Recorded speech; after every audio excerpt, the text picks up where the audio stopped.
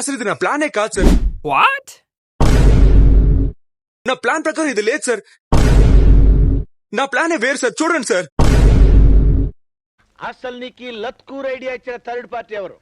ఈరోజు ఒక AC installation చేయడానికి వచ్చాము. తీరా చూస్తే కస్టమర్ అండ్ మరొక వ్యక్తి కలిసి ఒక మాస్టర్ ప్లాన్ అయితే వేశారు. కాపర్ పైప్ రేట్లు పెరిగిపోవడంతో గోడలో కన్సీల్డ్ కాపర్ పైప్ లైన్ కి బదులుగా వీళ్ళు పీవీసీ పైప్ లైన్ లాగా వదిలేశారు. 1 ఇంచ్ పీవీసీ పైప్ లైన్ రెండింటిని పెట్టారనమాట.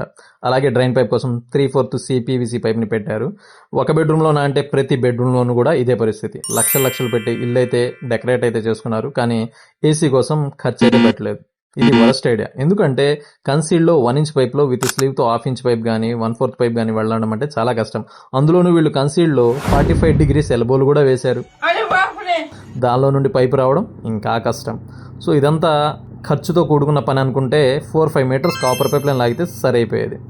ఇప్పుడు ఈ పైప్ గన్ లైన్ కనుక యూజ్ అవ్వకపోతే మళ్ళీ గోడ మొత్తం పగలగొట్టాలి, కన్సీల్ కాపర్ పైప్ లైన్ లాగాలి, మళ్ళీ ప్లాస్టింగ్ చేయాలి, మళ్ళీ పెయింటింగ్ వేయాలి. ఇదంతా అటువంటి కొత్త ఇంట్లో బాగుంటుందా? ఒకసారి ఆలోచించండి. ఇక్కడ మేము పడిన తిప్పలేంటో మీకు నెక్స్ట్ వీడియోలో చెప్తాను.